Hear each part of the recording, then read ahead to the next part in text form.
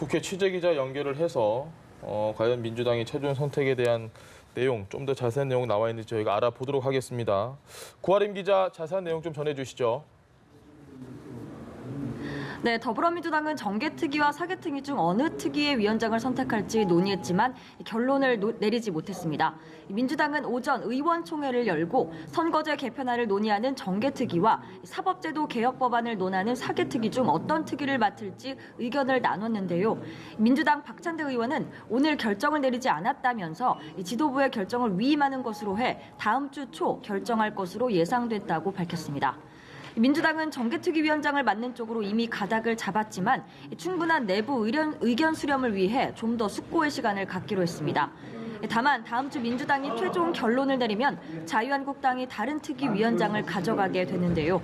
패스트트랙을 둘러싼 각 당의 입장차가 여전한 만큼 2라운드 대치 전국이 펼쳐질 것으로 전망됩니다.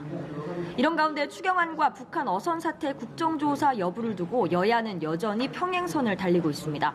민주당 이인영 원내대표는 추경안이 국회에 발의 묶인 지 70일이 다 됐다며 추경안 처리를 위한 의사일정 합의가 이루어지지 않는 상황을 비판했습니다.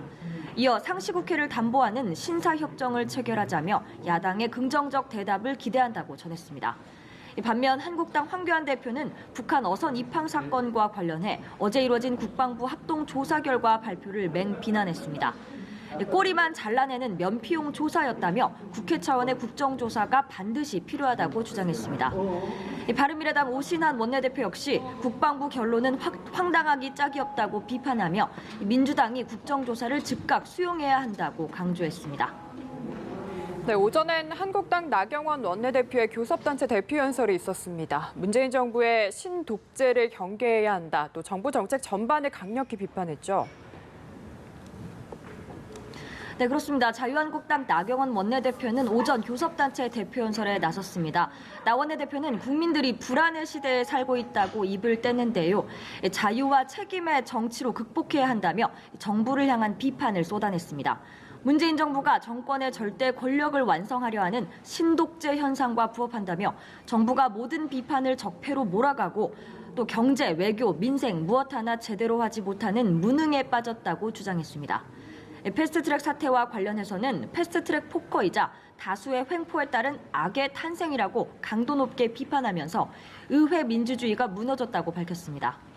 한일 관계에 대해서는 일본 정부가 즉각 통상 보복을 철회해야 한다고 하면서도 우리 정부가 통상 보복을 방관했다고 말했습니다. 대북 정책과 관련해서는 정부가 현실을 직시해야 한다고 강조했는데요. 북핵 폐기 절차는 시작도 안 했으며 판문점 남북미 회담에서 문재인 대통령은 말 못하는 손님을 자처했다고 지적했습니다. 또 민주노총의 권력화를 비판하면서 노조의 사회적 책임을 묻겠다고 말했습니다.